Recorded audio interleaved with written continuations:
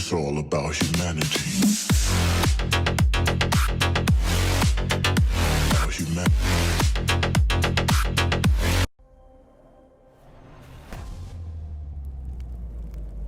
Yo, what's good gamers? Peter here with Boostman Games, and that poor, was that a Destria? I didn't see what that is. That poor little guy just got absolutely obliterated. Oh, I feel bad for the little dude. Oh gosh, a hefty one. Yeah, hefty one indeed. Okay, so welcome to today's video. In today's War Robots video, we're going to be breaking down the latest update 6.2 video, and we're just going to go through all of the stuff that was mentioned in the release video, and I'm going to give you my thoughts on the matter, and just help to explain and clarify a few things later. In particular, the pilot rework system. I am going to go through that later on in the video to kind of clarify exactly what the differences are between the old system and the new system, how much more gold we're going to be spending, etc, etc. So stay tuned for that, but let's watch this video. It's the update 6.2. Let's see what's inside, Commander. Subscribe to this channel for more War Robots content. Alright, so we've got the new event first and foremost, starting on a high note. Complete tasks, collect coins, open chests. What can be inside these chests? There are lots of new things. First, Scorpion, Phantom's gaudy younger brother. So Scorpion is out in the new event. That can teleport behind the enemy back. Shh, nothing personal, kid. Remove them from the fight and return. I mean, you guys can watch the official video for this if you want to hear what these guys are saying, but yeah, basically the Scorpion is out in the new event for you to win, as is usually the case. They normally put in the new bots in the event first before they're released in the workshop. And basically, yeah, the Scorpion and the Phantom Pilot are the same people, just with a different name. Next, special editions. Futuristic QUARKER and NUCLEON are the weapons from an entirely different kind of future. And there's also a beetle-fired version of LEECH called. So the new versions of the NUCLEON and the QUARKER, I really like this style that they've gone for, this kind of future, almost like a steampunk kind of look. I really like the look of those. Better than the Ivory Atomizer, to be honest, and I think they've only got these new versions for the NUCLEON and the QUARKER because the last time they did the Ivory Atomizer, so it's time for the NUCLEON and QUARKER to get a little bit of love as well, so I think that's the reason that they've only done those two. SCARAB LEECH, I really like the design in terms of like the shape of it, like the little beetle horns that they got going on. I think it's kind of cool. I like that. However, I don't like the color scheme that they've gone for. I think for the SCARAB kind of look, they should have gone either gold and black or gold and white. I think just would have been more appropriate and would have looked cooler. Personally, just my opinion. Maybe you guys are a fan of these colors. SCARAB LEECH. Alright, so there we have it. Accelerator module has been added to the Titan chest. It increases your Titan's movement speed. Ever wanted to see Arthur running? Not really. Not really. Okay, so accelerator module, just quickly, is what it is. I'm not going to be using it. It's not something I'm particularly excited for, but I'm sure some of you out there, maybe you are running an Arthur, and I know those things are very slow, so maybe you want to speed them up. I don't know. Yeah, not much to say about the accelerator module, except that I won't be using it. The new event activity, Gladiator Challenge, is all about conquering the arena. There are 6 challenge tasks in total. Keep winning on the arena to complete them all and receive prizes listed on the screen. Each time you land in top 3 counts as a win. The challenge will last for 10 days. Okay, so to summarize that, I like the idea of changing up the whole way that the events work every now and again, because we get the same kind of way to complete the events every single time, and it's just nice to do something a little bit different, change things up, keep things fresh. But looking through these, I mean, the prizes are fine, they're good for me. However, I don't understand why they're trying to push the Stellar Halos here. They look really cool, but nobody uses Halos anymore. After they've nerfed the shotguns, the Halos took a heavy hit. I do not see Halos on the battlefield at all in Champions League, and especially Stellar Halos, because I mean, they released the Stellar Halo basically at the same time that they nerfed the shotgun, so no one bothered spending the resources to upgrade an expensive Stellar Halo, which just isn't that good anymore. So I don't understand why they're trying to push that still. Stellar Phantom I would use still, if I make it to the top tier of the event, of course. However, the thing is, while I do enjoy the fact that they've mixed it up with the event style a bit, the issue I have with this is that it's based on arena battles, and arena battles cost gold. they're basically pushing us, encouraging us to gamble our gold away in the arena, because you need to not only play the battles, but you need to win the battles, or at least, come top 3 to be able to, to level up through this event. So what happens if you suck at arena? You're just spending and losing gold and not actually getting anything out of the event. I kind of suck at arena. It's hit or miss. Sometimes I come top 3, sometimes I just totally fail. So whereas before, for normal events, you can just play to get through the event, and I'm not sure if that's going to be an element of this event as well. However, what they've showcased here means that we need to be gambling our gold to be able to progress through the event, which I am not so keen about, because what if you don't have any gold and you can't play arena, then you can't partake in the event, and it's just not really fair. Anyways, that's my 2 cents on the matter. Let's move on. Arena preset will be updated with new playable hangers each day. Good luck. Okay, now here's where things get really interesting. So let's hear them out first, In this update, and then I'll summarize and break it down the for you. pilot progression system. Regular pilot skill now have 3 tiers, growing in effectiveness from tier 1 to tier 3. The skills your pilots had before the update are already maxed at tier 3. Legendary pilots, however, can go beyond that, bumping their skills up to tier 4. When rolling for a skill, there is a chance to receive a skill of any tier available to the pilot. You can upgrade skills tier by spending some gold. That will not reset the skills level, so upgrade at your own leisure. In addition to having access to tier 4 of all skills, legendary pilots can now hold up to 8 skills in total. Their special skills now occupy a separate slot and have the maximum level by default. Also, you can now watch ads to boost your pilot's experience for free. Some of you were asking for this option, so here it is. Okay, so if you caught all of that, let me run you through the important stuff real quick. So some positive parts, mostly negative parts, if I'm being honest. So we'll start off with the positives.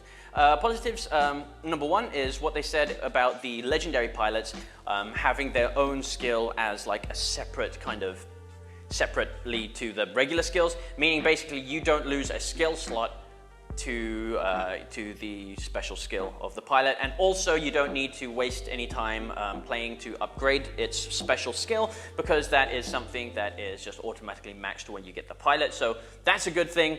Other good thing, which you just mentioned, is that you can now kind of speed up the progress of leveling up your skills by watching ads, which again is something that some people are asking for. You don't have to use it, but it's an option if you would like to, and it's a nice option to have. So that is welcome. Now, this is where things get a little bit more interesting. So hang on, let's pause it right here quickly so you can see. This is the comparison between the old gold that you would have to spend on the old pilot system versus the gold that you have to spend now. Okay, so I'm going to try and break this down and show you the difference between how much gold you're spending previously versus how much gold you're spending at the moment with the new reworked system. Okay, so so basically, as a calculation, if you want to find out how much gold something previously cost, all you have to do is add up the numbers in white under the rank increase cost. So if we go for lieutenant as an example, 2,500 gold plus, and we're going to go straight to the skill select cost, because I think most people select a specific skill instead of doing random. So you add 2,500 plus 1,000 gold, meaning if you were to select a certain skill in the old system, it would cost you 3,500 gold, and that would be your skill at the lieutenant level. Now, if we want to find out the same thing, basically how much it would cost us to get to the same level in the new system, you have to add up the numbers in yellow. So, using the same lieutenant, 2,000 gold, it's now 500 gold less than it used to be, 2,000 gold plus 1,400 gold, so that is now 400 gold more than it used to be. That puts us at 3,400 gold, which is still 100 gold less than the old system. But wait, we are not done yet. You now have to spend gold to level your skill up through to tier 3 or even to tier 4 if you want. We're going to be looking at tier 3 today because from my understanding, tier 3 is the equivalent of what we used to be able to get our pilot skills up to with the old system. So we're only going to be calculating up to tier 3.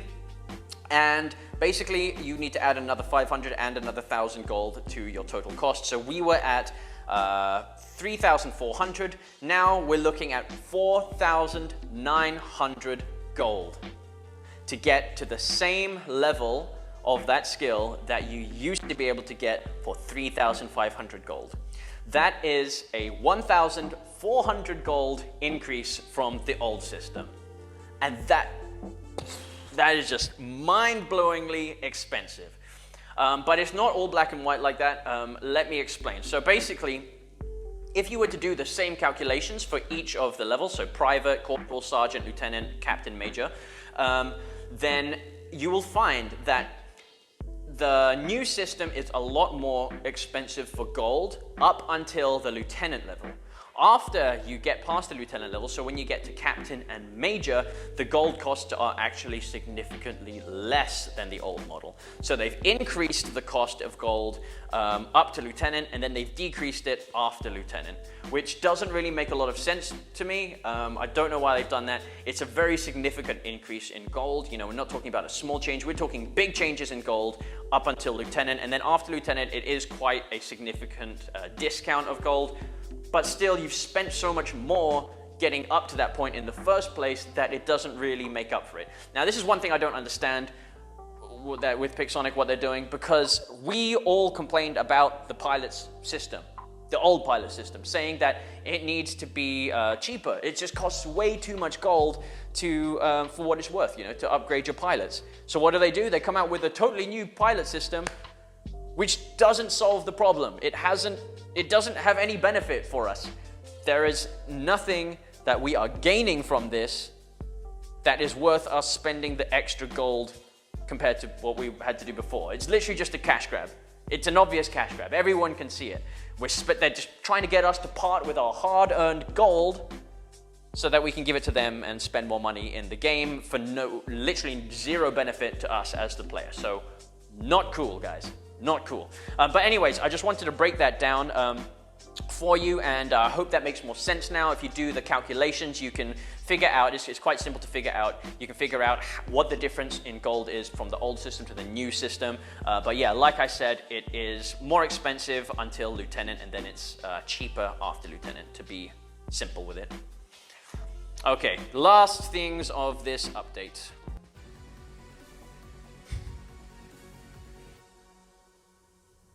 The new active module is okay. When I saw this, gives your robots the mobility they never had before. Yeah, I facepalmed, guys. I don't know what to say at this point anymore. I thought the jump module and the dash modules, to me, they seemed like a practical joke that had just gone too far. You know, when you're kind of joking about something, but then you take it too far and you actually have to kind of like commit to the joke. That's what I feel. That's how I feel about the jump and the dash modules. I thought like it was a kind of weird joke that Pixonic was doing, and now it's on the live server, and we don't. Okay, I don't know what to say. It's not something I want.